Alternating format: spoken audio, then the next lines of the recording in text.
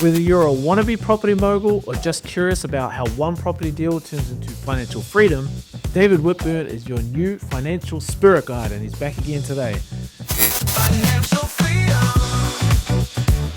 Dave was president of the Auckland Property Investor Association and continues expanding his 20 mil plus property portfolio. He started with a minor dwelling on the back of his section, and his latest development was 74 properties in West Auckland. So Dave, what is likely to happen in 2025? Really exciting things that are going to happen in 2025, not so much in the first 6 months. The official cash rate, which is what the Reserve Bank of New Zealand sets, which governs what the interest rates are going to be, particularly the shorter term interest rates that most New Zealanders use, it's going to start moving down. And who knows exactly how far it will move down, but it's coming down, and that takes us out the biggest costs that we as investors and indeed homeowners face: interest. So we've got more money that's available to spend. That's a good sign for the economy. We're able to spend and to also stimulate some of the house prices as well. So I don't think that the house prices are going to do terribly much in the first 6 months of 2025, but in quarter 3 and quarter 4, I do think we'll move out of the downturn phase of this property cycle into the recovery and have some growth. Yeah, it looks like households with mortgages are going to get $300 extra a month, maybe even up to $500 extra a month because of these changes. And absolutely, it might seem like a small amount of money when you look at the whole year, but in terms of the free cash people have available, more spending power is going to help for everything. Absolutely. If these interest rates start to have a 4 in front of them rather than a 5 in front of them, that's pretty exciting. That can mean some huge savings for so many. It'll give some much needed confidence to the market as well. Yep. And I was reading that a quarter of the mortgages that were done in the last part of 2024 were actually refinances or people changing banks. So it seems to be there's a lot of competition, a lot of pressure on the banks to be sharp with interest rates and products. But I see it is quite concerning about how much net margin the banks are holding on to still. Exactly. Hey, for banks, it's still business if you're still doing churn on an existing loan, and I guess it's quite nice for bankers that are incentivized in commissions such as mobile mortgage managers or indeed brokers to do it and to churn, but there's no substitute for new business. However, what's interesting though is with these statistics coming through, like the net interest rate margins moving up, they're often around the world they're below 2% the net interest rate margin from what the banks are doing. So to have it at 2.6 is pretty high. 2.38% net margin is the highest level in 17 years. 2.38, thank you, Andrew. They hadn't cheated closely enough to do it, but that's a significant net margin. It doesn't sound like much, but there's very big numbers we're talking about. It's true. Yes, the net interest margin is really interesting. To go up to 2.38%, I believe it was reported at, is a significant margin. At 2.38%, that's a huge amount. It doesn't sound much. It's only a couple of percent. Well, no, it's billions of dollars because it's a lot higher than what the Australians make from the various states. New Zealand's, from banking perspectives, treated effectively like a state, and it is the size of a state. For NAB, BNZ's parent, ASB, ANZ, ASB being Commonwealth Bank of Australia and Westpac. So huge money's going offshore. That's a concern to me because that rate's far too high. It needs to come down, and I'd like to see some more genuine competition because it's a little bit of a oligopoly, which has been criticised by some politicians from time to time. So it'd be nice to see that interest rate margin come down, and I think it's that there are signs of that because it's a competitive space. You're able to negotiate with some deals, whether they be for incentives with the cashbacks and the likes, or otherwise on the rates. There's the things that you can do with your financial advisor to do the best for yourself and your family's financial future. Yeah. Well, with so many people switching banks, I saw that 25.2% of total mortgage money lent in December was people changing banks. Interesting. Why do you think there are so many people are changing banks at the moment?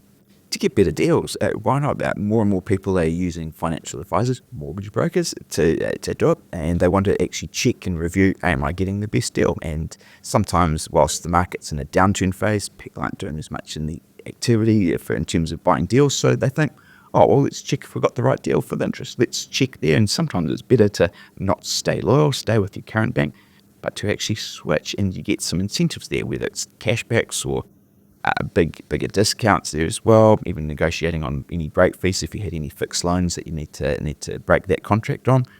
There's some genuine reasons for doing it, and I guess financial advisors, mortgage brokers, mobile mortgage managers and the like, they're incentivized to tune deals. Doesn't matter if it's a new build, it's a new loan anyway, so it's just a bit of marketing for those internal transactions and refinances. So that number is high. It's higher than I would have expected, but that can happen in downturn phases of the property cycle. Yeah. Your tuning's there because the volume of sales is low.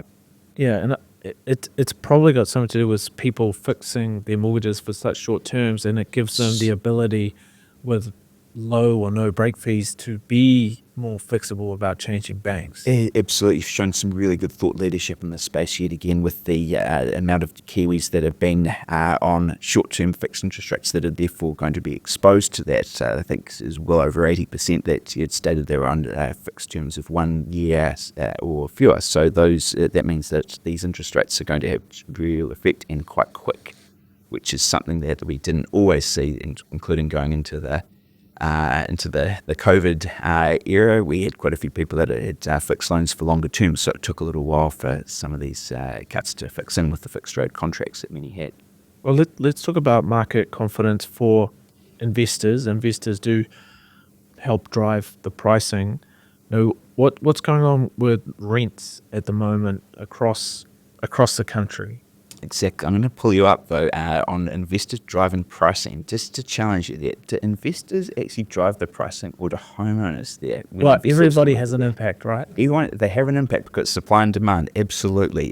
If you didn't have that investor, you wouldn't have that extra buyer in the auction room, a person bidding on it there, so no question that they're doing it. But I still think the homeowners are predominantly the price setters, and the investors are getting better at being focused on yield, which the Reserve Bank ones are focusing on there. But setting that aside there, yep, there's an impact there with the investors and having more confidence to do it, and with more investors seeking pre-approvals and wanting to take action, that has an upward impact on prices there. That is more demand to the mix, so assuming that supply were to remain constant, and there's stats actually showing that's the number of new buildings is dropping, so the supply is reducing. These are lead factors that do indicate price rises. So that's something there that doesn't take a tax lawyer to work out that the market's more likely to increase in value rather than decrease as a result of these factors. Yeah. And what do you think is going to have the bigger impact on is it going to be migration? There's more people leaving the country, or unemployment? Things look like they're ticking up to be more people not working. Yeah, there's some challenges in the employment space, absolutely. Many businesses are doing it tough. The wage inflation's largely not there. There are firms that are restructuring, making staff redundant, which is sad. It's certainly firms that conversely are growing tremendously. But what the biggest driver over time has been is migration. That's actually the most closely correlated driver to house prices. So when you think about migration there, sure, you hear the stories of lots of Kiwis going away to Australia. That's right. Something that's not reported in the migration stats so well is the income, the earning levels of those in terms of the migration statistics there. So sure, quite a few Kiwis, particularly 20 and 30-something-year-olds, are going to the likes of Australia. However, we are replacing them through people from other areas, the likes of China, India, the Philippines, the United Kingdom, and such like. So the migration is actually slightly positive when we take into their net migrations there, absolutely. But potentially the net income to earnings firepower there is lacking on that, and maybe that's not such a good sign there. Maybe that means that these people don't always qualify for loans as well, and certainly you have to be a permanent resident to be able to qualify for a loan in New Zealand's financial system too. So there are some challenges. And so the people coming in, they're going to be renters, and often the immigrants that come in, they're very prepared to work overtime, and they are trying to upskill, because upskilling helps you get the residency and the citizenship. Absolutely, and it helps you get ahead. And the tax take. Tax takes there as well. Many of them work extremely hard to try to, repatriate or remit money overseas as well. So there's certainly a really good, strong working culture to to do that. And that's why after 10 years of being an immigrant, even from the likes of the Mangali Refugee Centre, they're getting pretty close to the median income, which is fantastic. It's that work ethic that's something there that I really salute immigrants for and absolutely welcome them to our country. So we're still seeing news, seems like every day, about construction companies and like apartment blocks and residential constructions that are underway falling through or not being completed. Absolutely, the insolvencies, the receiverships, the liquidations that we're seeing. It is sad to see them. Every insolvency there has a bit of a train wreck on it, and typically the mortgagee will get paid first, of course. Then the liquidators, otherwise they wouldn't ever dream of doing the job to try to fix the train wreck.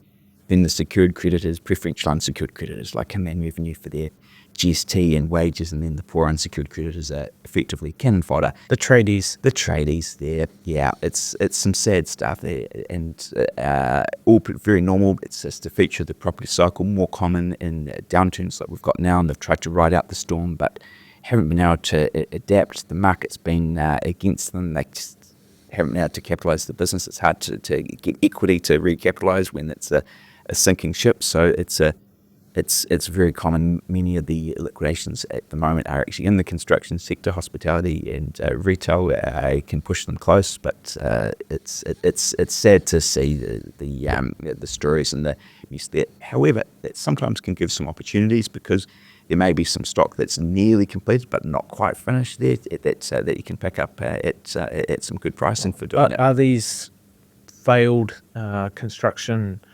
sites, are they getting picked up and finished?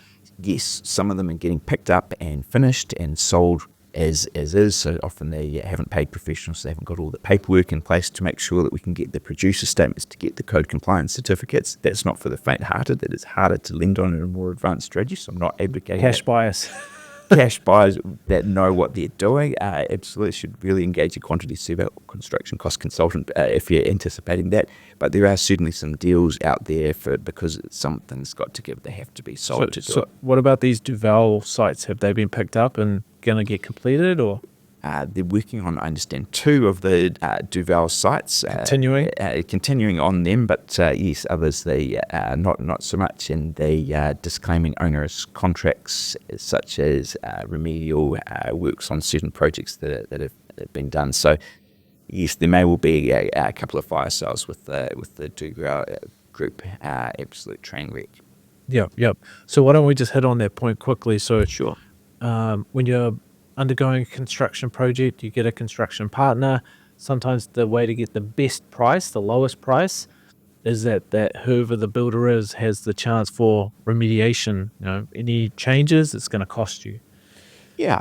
Often these contracts, that when they're done a bit larger, are going to be in a more comprehensive format, such as the NZS 3910, 3915, and 3916 construction contracts. These ones aren't for the faint-hearted. They either need a really good quantity surveyor involved, or otherwise a construction lawyer, or both involved to getting them done. They're lengthy contracts with schedules, and in these contracts, often to get the construction finance, you often likely to either have retentions in them or perhaps liquidated damages clauses along as well, and sometimes 5% performance bonds as well. Yeah. I prefer all 3 when engaging with contractors there, but that's depending on the scale of the project. That's not always easy to get. But those give the opportunity to have a bit of a fund if something goes wrong. If the builder does go in liquidation during the project, your construction project, that can be a bit of a disaster. But if there is some respite, if you've got some money, you're paying them in arrears anyway, you've got a performance bond from them, and you've got some retentions that can help. Yeah, okay. So your interest rate prediction for the year, are you going to say that it's going to get below 5% if you're going to be a betting man? I am. Should we put a bottle of whiskey on it? Well, yes, I'm not very good with my bottle of whiskey bets around the office here. I'm down a couple of that, but I think that we're going to see a 4 this year in front of from a major New Zealand bank. Put a bottle of whiskey that will see a 4 as a prefix and in front of it as a carded rate. It may well be not in the over 80% LVR space, but I think we'll get a 4 prefix in there as well. I think that the OCR will drop as it needs to. The inflation rate is coming down. The Reserve Bank have the mandate to do that and to actually stimulate the economy. I think that that will see the interest rates getting below 5%. Might will be in a term like a 1 year rate, maybe even a 2 year rate.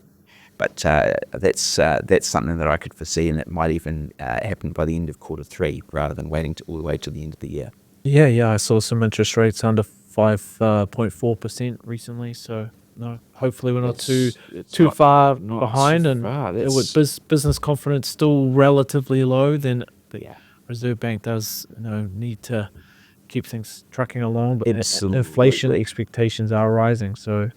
Yeah, I mean, what do you think, though? Do you think that the Reserve Bank would be a bit worried about people flocking into property again, and there'd be a big pile-on from investors in particular if we drop the rates to below 5? Well, we're getting in that part of the election cycle now where policy announcements and what the parties are going to campaign on need to start becoming obvious. And Yes. I'm really hoping that we can start seeing some incentives for activity in the business side of things that encourages risk taking and investment in things that actually add to the economy. Gotcha. So- Doing the CapEx, the R&D, and actually hiring people. Yeah. And so I can understand why most Kiwis want to put money into property because it's safe, it's understandable, and you've got the Lindy effect, right? It's been so reliable for so long.